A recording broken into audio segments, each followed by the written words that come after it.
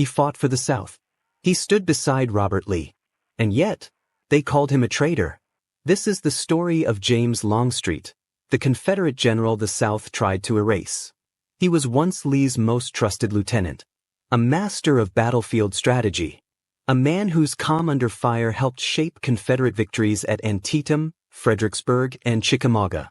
But when the cannons fell silent, when the blood-soaked battlefields grew quiet, James Longstreet did something few men of his world dared to do. He changed. He chose reconciliation over revenge. He embraced unity over division. He stood beside his former enemy, Ulysses Grant, and for that, they turned on him. Once hailed as the war horse of the Confederacy, Longstreet became a name cursed in Southern newspapers. They blamed him for Gettysburg. They erased him from monuments, from memory, from glory. But this isn't the story of a perfect general. It is the story of a man caught between two worlds, the one he was born into, and the one he believed could still be built. It is the story of loyalty tested, of courage beyond the battlefield, of a legacy not destroyed by defeat, but distorted by myth. This is the story of James Longstreet. James Longstreet was born on January 8, 1821, in the Edgefield district of South Carolina, a land of red clay soil, cotton fields, and traditions as old as the pine forests that stretched across the horizon. But his childhood would not be bound by Carolina's borders. When he was still a boy, his family moved west, to Georgia, then to Alabama. The southern frontier in those days was raw and untamed. Life was measured in hard labor, quiet faith, and a code of honor passed down through generations. In these early years, Longstreet learned what mattered to men of his world: loyalty to kin, duty to one's people, and the unspoken belief that a man's worth was proven not in words, but in action. He was raised on stories of military glory, of the Revolution still fresh in the hearts of old men, of frontier battles that shaped the South. And like many sons of that era, he saw soldiering not just as a career, but as a calling. It was no surprise when he set his sights on West Point, the United States Military Academy, where young men from across the country came to be molded into officers. In 1838 he entered its gates. It was there, on the rocky banks of the Hudson River, that Longstreet's world widened. He was not the best student. He was never a scholar in the classic sense. He graduated near the bottom of his class, 54th out of 56, but what he lacked in academic rank he more than made up for in presence, discipline, and raw steadiness. And among the cadets in those long, gray halls, he formed a bond that would echo through history. His closest friend, a quiet, modest fellow cadet from Ohio named Ulysses S. Grant.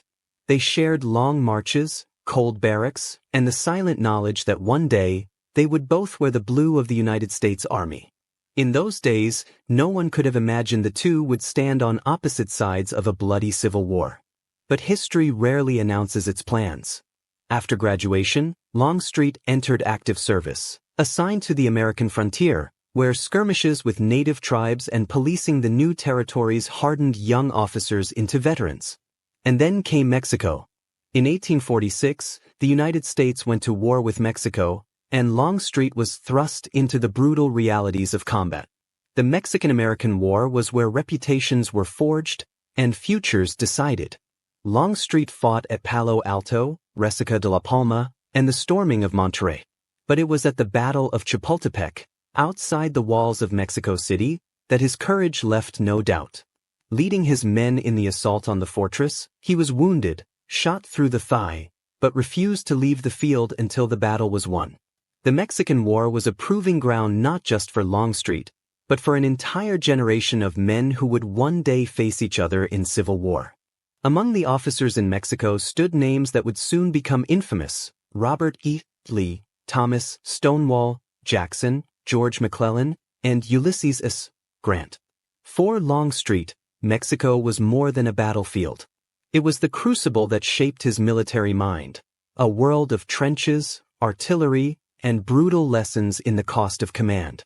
He returned home a seasoned soldier, but no medal, no wound, could prepare him for the storm that awaited. The South he returned to was changing, and soon, far sooner than any of them expected, brother would rise against brother. and James Longstreet, the quiet son of the southern frontier, would be forced to decide what loyalty really meant. When the southern states seceded from the Union in 1861, James Longstreet faced a choice that tore through the heart of every soldier born below the Mason-Dixon line. He had sworn an oath to the United States Army, an army he had served faithfully for nearly 20 years. But Longstreet was a son of the South. His family, his friends, his world, all rooted in the red clay soil of Dixie. And like so many of his generation, loyalty to home outweighed loyalty to nation. In June of 1861, Longstreet resigned his commission in the U.S. Army and joined the fledgling Confederate forces, beginning a military career that would carve his name into the annals of American history. He rose quickly. The Confederacy was desperate for experienced officers, and Longstreet was battle-hardened and steady. By October of 1861, he was promoted to Major General. A year later, he would wear the stars of a Lieutenant General. But titles were not what earned him respect. It was his performance on the battlefield. In August of 1862, at the Second Battle of Bull Run, or Second Manassas, Longstreet commanded his corps with ruthless precision. Facing Union forces under General John Pope, Longstreet unleashed one of the most devastating flank attacks of the entire war, rolling up the Union line and driving them from the field in chaos. It was a moment that solidified his reputation. The war horse of the Confederacy. But there was more to Longstreet than brute force. He was a student of war, calm under fire, deliberate in action, and obsessed with defensive tactics. At the Battle of Antietam, in September 1862, the bloodiest single day in American history, Longstreet's corps held the Confederate right against wave after wave of Union assaults. Under his command, outnumbered Southern troops fought from behind fences, in sunken roads, and through cornfields soaked in blood. He read the terrain like a map of survival. His timing was precise, deliberate. And more than anything, he knew what too many generals refused to see, that charging blindly into enemy fire was not courage. It was murder. It was this cold realism, this refusal to indulge in romantic notions of glory, that set him apart. Nowhere was this more evident than in December of 1862, at the Battle of Fredericksburg. Stationed on Mary's Heights, Longstreet prepared his position with methodical care. His men built stone walls, fortified trenches, and lined artillery across the slopes. When Union forces under General Ambrose Burnside launched frontal assault after frontal assault, Longstreet's defensive preparations turned the field into a slaughterhouse. Wave after wave of Union soldiers fell, their blue coats staining the frozen ground in front of the stone wall Longstreet had fortified. It was a grim masterpiece of defensive warfare. But for all his battlefield brilliance, Longstreet's relationship with Robert Lee was complex. He admired Lee deeply, respected his leadership, his poise, and his sense of honor. But Longstreet was no sycophant. He was independent, pragmatic. Where Lee saw war as a test of will and spirit, Longstreet saw it as mathematics. Position, firepower, timing. And this difference, respectful though it was, would come to define their greatest conflict. Gettysburg, July 1863. It was the turning point of the Civil War. Lee's Army of Northern Virginia had invaded the North, carrying the hopes of the Confederacy on its shoulders. On the second day of the battle, Longstreet urged caution. He advised Lee to maneuver, to flank the Union forces and force them out of their strong positions. But Lee, driven by confidence and a sense of destiny, insisted on a direct assault. On the third day, Lee ordered what would become known as Pickett's Charge. Longstreet knew what it meant. A frontal assault across nearly a mile of open ground against fortified Union positions, bristling with artillery. It was suicide. And in that moment, standing beside Lee, Longstreet spoke words that would haunt history. "General, I have been a soldier all my life. It is my opinion no 15,000 men ever arrayed for battle can take that position." But orders were orders. Longstreet, bound by duty, gave the reluctant command. The results were catastrophic. Pickett's Charge was a massacre. Thousands of Confederate soldiers fell under a storm of Union cannon and musket fire. The fields of Gettysburg were left littered with the dead, the hopes of the Confederacy bleeding into the Pennsylvania soil. For the rest of his life, Longstreet would bear the blame.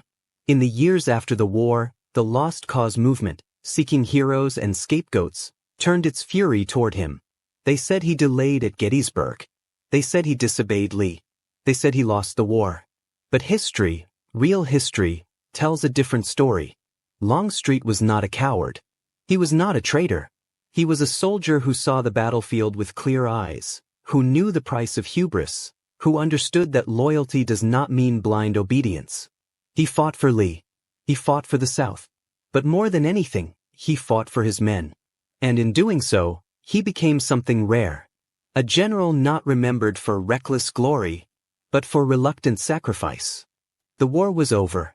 The dream of the Confederacy, whatever glory its sons had imagined, lay in ruins. On April 9, 1865, at a quiet farmhouse in Appomattox, Virginia, General Robert Lee surrendered the Army of Northern Virginia to General Ulysses S. Grant. Among Lee's generals that day stood James Longstreet. For 4 long years he had fought, not just battles of blood and steel, but battles of loyalty, of strategy, of survival. And now it was finished. The South lay broken. Cities were burned. Plantations abandoned. Slavery, the foundation of Southern power, was abolished. But war had not been Longstreet's final test. Peace would be harder. While many former Confederates nursed bitterness and plotted ways to resist the new order, Longstreet made a different choice. He looked forward. He embraced what few Southern men of his rank dared even to consider: Reconstruction. Longstreet believed the only hope for the South was reconciliation with the North and full acceptance of the Union's victory. It was not weakness. It was wisdom. He understood that clinging to a lost cause would doom the South to poverty and isolation. He also understood something else, something rare in his world.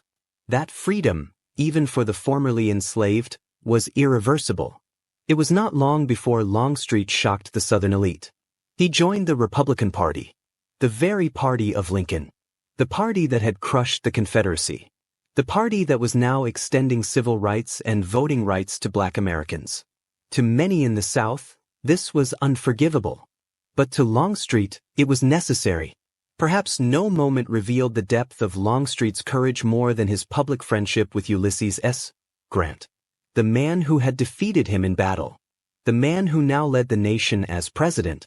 In 1869, Longstreet attended Grant's inauguration in Washington, D.C., standing proudly alongside Northern generals, Union officials, and African American leaders. He was not there in shame. He was there in solidarity.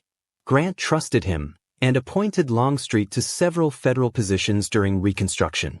But it was in Louisiana, in the turbulent city of New Orleans, that Longstreet would face his greatest trial. Reconstruction had unleashed forces across the South that threatened to spiral out of control. White supremacist groups, like the Ku Klux Klan and the White League, rose to power through terror, violence, and intimidation. They sought to reverse Black political gains. They sought to reimpose racial domination. And in 1874, in the streets of New Orleans, these forces marched openly.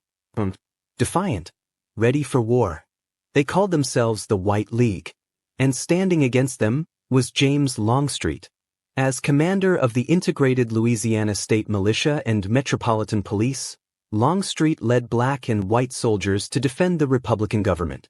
When the White League attacked the State House, in what would become known as the Battle of Liberty Place, Longstreet personally rode into the streets to restore order. The mob was furious. They jeered him. They cursed him. And then, they shot him. Longstreet was wounded, dragged from his horse, and briefly captured by the very men who once would have called him a hero. But history is not kind to those who abandon hatred. Longstreet survived. And in doing so, he became a symbol of something rare in American history. A Confederate general who fought not for nostalgia, not for lost glory, but for justice. For unity. For a South that could rise not in defiance of the future, but in acceptance of it. Yet, for all his courage, for all his sacrifice, Longstreet paid a heavy price. He was shunned by many former Confederates, vilified in Southern newspapers, erased from public memory. But some battles are worth fighting, even when victory means standing alone. James Longstreet had survived the war between North and South. Now, he was surviving a war within the South itself. A war for its very soul. History is not always written by the victors. Sometimes, it is written by those who lost, but refused to let go. In the years after the Civil War, a movement rose across the South. A movement determined to shape memory, to rewrite the past, to carve the story of the Confederacy in stone. It would come to be called the Lost Cause. It was a story built on myth. Robert Lee became its saint, the noble Virginian, flawless in judgment, untouched by error, draped in honor. Jefferson Davis became its martyr, the stoic president of a doomed republic. And James Longstreet? Longstreet became its scapegoat. He was the man blamed for everything that went wrong. For every defeat. For every lost opportunity. But most of all, for Gettysburg. The Lost Cause writers, former generals, politicians, and Southern editors spread their gospel in books, speeches, and monuments. And in their version of history, Lee could never have been wrong. If Pickett's charge failed, it was because Longstreet delayed. If the Confederate cause collapsed, it was because Longstreet lacked loyalty. If the South suffered, it was because Longstreet had betrayed them. But the truth was far less convenient. Longstreet had done what any good soldier should do. He had spoken the hard truth to power. He had challenged orders that would lead men to slaughter. He had survived a war, but he would not survive the war on his reputation. Southern newspapers denounced him. Former comrades, men who once fought by his side, turned their backs. Jubal Early, Fitzhugh Lee, John Gordon. They lined up to tarnish his name. Pamphlets circulated calling him a traitor. Histories were written that erased his contributions. Statues went up across the South, none of them bearing his name. He was a general without a legacy. And as the South wrapped itself in romantic illusions of a lost world, Longstreet faced a quieter, more personal suffering. His business ventures in New Orleans struggled. He worked for a time in insurance. He served as a railroad commissioner. But the old grandeur of the antebellum South was gone, and so were many of the people he loved. Of the 10 children born to James and Maria Louisa Longstreet, 5 died young. Disease, illness, tragedies that no amount of military discipline could prevent. He buried them with the same silent resolve he had carried on the battlefield, but every loss carved away a part of him. His beloved wife, Maria, passed away in 1889 after more than 40 years of marriage. The home he built in Gainesville, Georgia, a quiet refuge in his later years, became a place of memory more than joy. Longstreet, once a giant of war, grew old in the shadow of the myths that had swallowed the South. He wrote his memoirs, hoping to set the record straight. He told his story, not with bitterness, but with clarity. He defended his decisions. He reminded his readers that war was not about glory. It was about sacrifice. But the world had already chosen its heroes. And James Longstreet was not among them. History had turned its back. But Longstreet, stubborn, quiet, unwavering, stood all the same. Because some men do not fight for statues. They fight for truth. James Longstreet had fought many battles. Some with bullets. Some with words. And some, in the quiet hours of his later years, with the weight of history itself. After the war, after the betrayal, after the silence from old comrades who once called him brother, Longstreet did not vanish. He did what he had always done. He endured.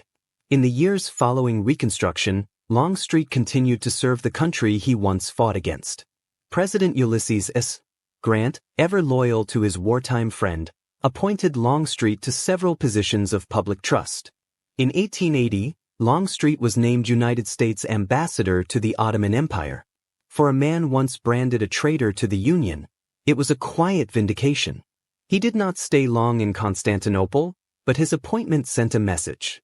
Loyalty to the future mattered more than loyalty to the past.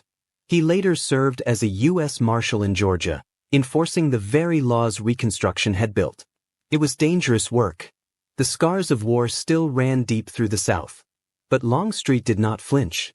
He understood that public service, real service, required more than waving a flag. It required sacrifice. It required standing for what was right, not what was easy. In his later years, Longstreet turned to writing, not for profit, not for fame, but for defense. The Lost Cause movement had poisoned the historical record. The lies about Gettysburg, the accusations of betrayal, the distortion of his loyalty. And so, Longstreet picked up his pen, just as he once took up his sword. In 1896, he published his memoir, From Manassas to Appomattox. It was a soldier's story, told not in grand speeches or romantic flourishes, but in the plain, steady voice of a man who had lived the cost of war. He did not apologize for the battles he fought. He did not apologize for the truths he told. And he certainly did not apologize for his decision to fight for national unity or for the rights of Black Americans. Longstreet knew what others whispered, that he had betrayed his people, that he had stood with the enemy. But in his heart, he knew the greater betrayal would have been silence. He had fought for the South on the battlefield. But in peace, he fought for America.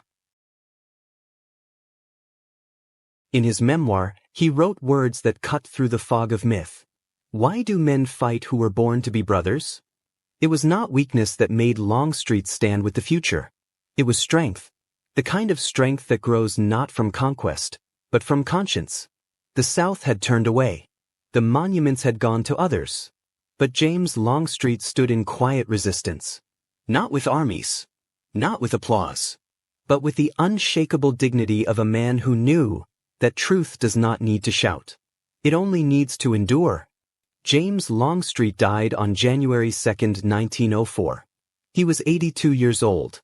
He passed quietly in Gainesville, Georgia, far from the battlefields where he had earned his fame, and even farther from the hearts of those who once called him their champion. The South he fought for never fully welcomed him back. There were no grand parades, no marble statues rising in his honor, no songs written to his memory. History, shaped by the hands of the Lost Cause, had cast him aside. He was the Confederate general the South tried to forget. And yet, the man they tried to erase refused to disappear. Time, as it always does, revealed a fuller truth. Modern historians, free from the myths of their ancestors, began to look again at the life of James Longstreet. They saw a soldier of rare skill, a strategist whose brilliance shaped the very art of modern warfare, a leader who valued the lives of his men more than the empty glory of reckless charges. But more than that, they saw a man of principle, a man who chose unity over bitterness, a man who fought for peace with the same courage he once fought in war. His legacy today stands not in towering monuments of stone, but in the enduring respect of those who understand what it means to tell the truth, even when the world does not want to hear it.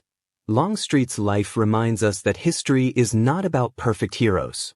It is about flawed men who faced impossible choices. Men who stumbled. Men who lost. Men who, in the end, stood for something greater than themselves. And so we return to the words he left behind. Simple, unadorned, but more powerful than any monument. Why do men fight who were born to be brothers?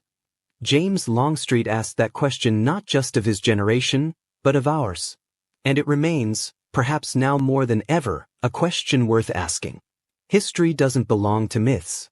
It doesn't belong to marble statues or polished legends. It belongs to the men who lived it, in all their victories and all their mistakes. Men like James Longstreet. Men who stood when it was hard. Men who lost everything except their integrity. His story reminds us that history is never simple. It is never one voice. It is many. It is messy. It is human. It is real. And that is why it matters. If you found James Longstreet's story powerful, if you believe history should remember not just the heroes, but the forgotten, then this is the channel for you. Here we tell the stories they tried to erase. The stories buried beneath myth and time. The stories of real people, in real moments, who shaped the world we live in. So if you haven't already, I invite you to like this video. Subscribe to the channel. Turn on notifications, so you never miss the next forgotten chapter from history. Because history is not just what happened. It's who we choose to remember. And here, we remember them all.